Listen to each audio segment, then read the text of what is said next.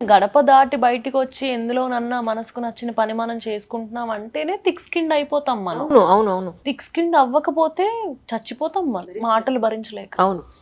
ఆ thick skin అవ్వడం కూడా చాలా ఇంపార్టెంట్. అది what gives you that thick skin అంటే first of all strong opinion. I do not have to shrink myself to get validated.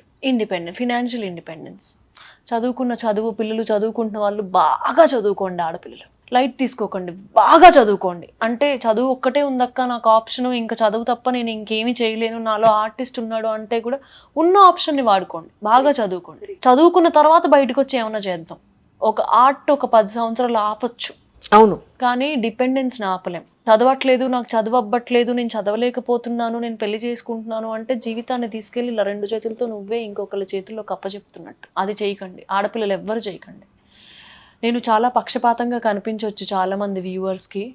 అంటే అది long run చూసి చెప్పడమే. అదే ఇప్పుడు అందరూ పేరెంట్స్ అందరూ భయపడేది ఏంటి, అమ్మాయిని ఏదో ఒక మంచి ఐ చేతిలో పెడితే ఒక మంచి ఫ్యామిలీకి ఇచ్చి మ్యారేజ్ చేస్తే అదే ఇప్పుడు ఆలోచించేది ఎలా ఆలోచిస్తారంటే ఇన్ జనరలీ మిడిల్ క్లాస్ మెంటాలిటీస్లో ఏం ఆలోచిస్తారంటే ఒక మంచి ఫ్యామిలీ చేతిలో పెడితే వాళ్ళు చక్కగా చూసుకుంటే దీని లైఫ్ వెళ్ళిపోతుందని. వన్స్ ఆ చక్కగా చూసి ఎప్పుడైతే బ్రేక్ అవుతుందో ఆ తర్వాత లైఫ్ గురించి కదా మనం మాట్లాడేది.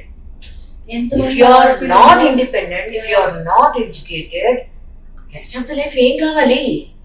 అంతే, ఒక చీర కొనుక్కోబుద్ది అయితే ఒక 200 ఇస్తావా అని అడగాలి. ఏమన్నా కడుపుకు తినాలనిపించినా ఇంట్లో అందరూ తినేంత వరకు వెయిట్ చేయాలి. మిగులుతుందో లేదో తెలియదు. Women lives some times.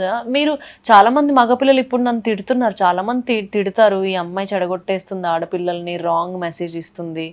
నేను మీ మమ్మీని, మీ నాయనమ్మని, మీ అమ్మమ్మని, మీ ఇంట్లో ఉన్న పిన్నుల్ని, అక్కల్ని కూర్చోబెట్టుకొని వాళ్ళు సొంత ఇంట్లో ఎలా బతికారు, అత్తగారింట్లో ఎట్లా బతికారు అని ఒక్క మాట మాట్లాడి చూడండి. మీ కళ్ళ వెంట నీళ్లు రాకపోతే మంచోళ్ళు మీరు. మీ నాన్న బాగా చూసుకున్నట్టు, మీ నానమ్మ బాగా చూసుకున్నట్టు, మీ అత్తలు అంతా బాగా చూసుకున్నట్టు. కానీ ఎంతమంది ఆడవాళ్ళు, ఎంతమంది, అందరికీ నాకు డియరెస్ట్ ఫ్రెండ్ ఒక అమ్మాయి 14-15 ఏళ్ళు ఉన్నప్పటి నుంచి చదువు, ఆమె వర్క్ చేస్తూనే ఉంది. వర్క్ చేస్తున్న డిగ్రీ చదివింది, వర్క్ చేస్తున్న పీజీ చేసింది, మ్యారేజ్ అయింది డిగ్రీలో.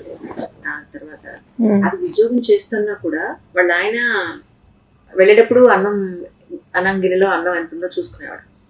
అప్పట్లో 2000 ఇయర్ 25 years బ్యాక్ సంగతి నేను చెప్పాను. చూసుకుని వచ్చిన తర్వాత ఆఫీస్ నుంచి మళ్ళీ గిన్నె చేసేవాడు. ఇదేంటి వాళ్ళు ఇంతే అందమైంది, అన్నం తినలేదా, బయట నుంచి తెప్పించుకున్నాను, ఈరోజు ఎక్కువ అన్నం అయిపోయిందంటే ఇంకెవరన్నా వచ్చి తిన్నారా అడిగాడు. బాత్రూమ్స్ చెక్ చేసేవాడు, దువ్వెని చెక్ చేసేవాడు, ఈ దువ్వెని పెట్టి ఇంకెవరైనా దూకున్నారా, డస్ట్బిన్స్ చెక్ చేసేవాడు. ఎంత టార్చర్ పడింది. బయటికి రాలేదా ఆవిడ ఇంట్లో? 10 ఏళ్ళు భరించింది. పిల్లలు ఉన్నారా? పిల్లలు ఉన్నారు. ఆ తర్వాత ఏమవుతుంది, ఇప్పుడు అమ్మాయి బ్రేక్ చేసుకుని ఇక్కడ కడలి పాయింట్ వస్తుంది, గుర్తుపెట్టుకోండి. వన్స్ పిల్లలతో బయటకు వచ్చిన తర్వాత, ఎందుకంటే పిల్లలు తల్లితో ఉండిపోతారు, తండ్రి ఏం తీసుకెళ్ళడు, ఆ బాధ్యత అంతా ఈవిడే మోస్తుంది నెత్తి మీద పెట్టుకొని. అప్పుడు మీకు ఇన్కమ్ లేకపోతే పరిస్థితి ఏంటి, అది ముందే ఆలోచించుకోమని మా అమ్మగారు మాట అన్నారు. పెళ్లి రోజే మనోవర్తి మాట్లాడుకునేవాళ్ళ. అంటే మనోవర్తి అంటే రేపు వీళ్ళు విడిపోతే ఓ మై గాడ్ మరి మా అమ్మాయికి ఏమి ఇస్తారు మీరు అని పెళ్లి రోజు మాట్లాడుకునేవాళ్ళ. ఇది ఎప్పుడు మా అమ్మమ్మ గారు చిన్నప్పుడు పెళ్ళప్పుడు. Okay, మనోవర్తి called ఆలిమనీ.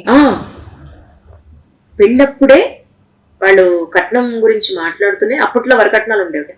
మా అమ్మాయి ఒకవేళ మనోవర్తి మీరు ఇవ్వాల్సిన పరిస్థితులు వస్తే ఏమి ఇస్తారు మా అమ్మాయికి, అంత సెక్యూరిటీ ఆలోచించారు వాళ్ళు. అట్లీస్ట్ ఓపెన్ కాన్వర్సేషన్స్ ఉండేవి కదా. అది ఎప్పుడంటే ఆల్మోస్ట్ మా అమ్మమ్మ పోయే చాలా వెళ్ళేది. వాళ్ళ చిన్నప్పుడు ఆల్మోస్ట్ ఒక 100 years అనేది. మా మదర్కి ఇప్పుడు 60 ఉన్నాయి.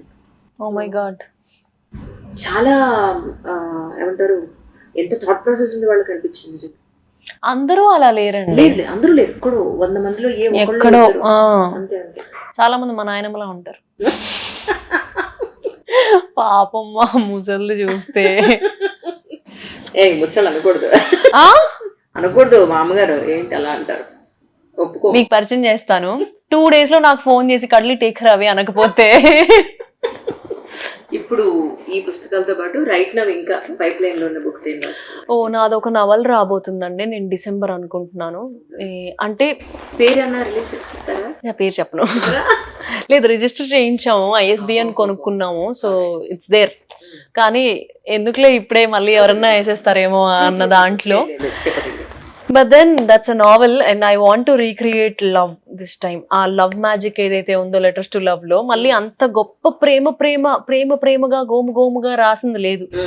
తర్వాత రాసినవన్నీ కూడా యునో ద అల్టిమేట్ ఎక్స్ప్రెషన్స్ అన్నమాట. ఏంటి మాట్లాడాలి, చెప్పాలి, జరిగింది ఎక్స్ప్రెస్ చేయాలి అన్న దాంట్లో రాసింది. కానీ ఇన్నసెన్స్ ఉంటుంది లెటర్స్ టు లవ్ లో, ప్రేమలో చాలా ఇన్నసెన్స్ ఉంటుంది. And I really want to recreate that. So ఇప్పుడు నేను అది రాస్తున్నాను. It's a beautiful story. అసలు ఆ నెరేటివ్ చాలా చాలా ఎక్సైట్ చేస్తుంది నన్ను. ఒక చాప్టర్ దగ్గర ఆపేసాను నేను, ఒక 1 month అయింది కూర్చొని. అయ్యో, అంటే ఆ ముందు చాప్టర్ ని దాటి పడాలి, కరెక్ట్. దానికోసం ఆగాను నేను. Yeah, and then I started Cuddly Rights and publication house ఒకటి పెట్టాను ఇప్పుడు నేను, publishing house. So this is thank you. నేను ఇది శక్తిలా మారిందనమాట ఇక్కడ. So that's the thing. అది company.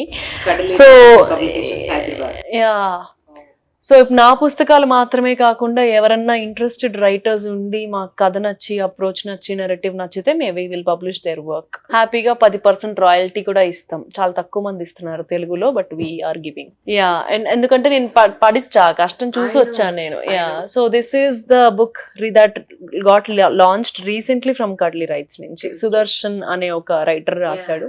It's a cute, bubbly, beautiful love story from Anantapur. అది బాగుంది. And then we have one recent, ఇంకొకటి ఇప్పుడు పనిచేస్తున్నా దాని గురించి. It's a great story about female friendships. Okay, 3 female friendships and proper contemporary story. ఎంతసేపటికి మీ కథలేనా 3 idiots? అవి మేము కూడా 3 idiots ఉన్నాం. నో డౌట్ అందులో. యా, అచీవింగ్ ఉమెన్ స్టోరీ ఒకటి. And then we're working on something very you know angst గురించి రాస్తున్నాం ఒకటి. ఏంటి రియలిస్టిక్ గా, యా, అన్ని రియలిస్టిక్ కావాలంటే తెలుసుకోవాలంటే నాకు చేయండి రీసెర్చ్ కోసం ఖచ్చితంగా. యా, చిక్లిట్ కూడా చాలా రీసెర్చ్, 3 సంవత్సరాలు పట్టింది రాయడానికి. Oh my god. Ya, and recently we figured something out. ఎవరో చిక్లిట్, ఇది బెస్ట్ సెల్లర్ కదండి ఇప్పుడు. మేము ఇప్పుడు 25వ ఎడిషన్ వేస్తున్నాము. సో 25,000 కాపీలు అమ్మాము మేము. ఎవరో పైరసీ చేసేసి ఫ్లిప్కార్ట్ లో, మీషోలో అమ్మేస్తున్నారు. నేను మొన్న తెప్పించి చూసాను. మొదటి 2 చాప్టర్లు లేవు ఫ్లిప్కార్ట్ లో కొంటున్న దాంట్లో. 2 చాప్టర్లు ఎత్తేసారు. ఓన్లీ అమెజాన్ లోనే ఆథెంటిక్ కాపీస్, ఒరిజినల్ కాపీస్ వస్తాయి. అప్పటికి మేము వి మేక్ ష్యూర్ అందరికి ఖచ్చితంగా ఇలా సంతకాలతోనే వెళ్ళాలి అని. ఇది ఒరిజినల్ కాపీ. అది కూడా నేను జెల్ పెన్ తోనే పెడతాను, బ్లాక్ పెన్ తో కూడా పెట్టను. ఎందుకంటే ప్రింట్ వేసినోడు జెల్ పెన్ ని ప్రింట్ వేయలేడు కదా దొంగ కాపీలో. అలా సంతకాలు పెట్టి మరీ పంపిస్తున్నాము, just to fight the piracy. నేను మొన్న తెప్పించాను. ఫ్లిప్కార్ట్ లో కొన్న దాంట్లో 2 చాప్టర్లు లేవు. మీషోలో ఎవడో లోపల మలయాళం వేసి బయట నా ఫోటో వేసాడు. మలయాళం ఎందుకు వేసావురా నువ్వు?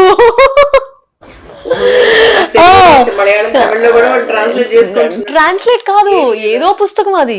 జస్ట్ అమ్ముడు పోవడానికి నా ఫేస్ వేసి, నా కవర్ వేసేసి అమ్మేస్తున్నారు. మంచి విషయం ఏంటంటే తెలుగు పుస్తకానికి ఇంత మార్కెట్ వచ్చిందా అని ఆనందపడాలా, పడ్డ కష్టం అంతా దోపిడీ అయిపోతుంది అని బాధపడాలో అర్థం కాని పరిస్థితి.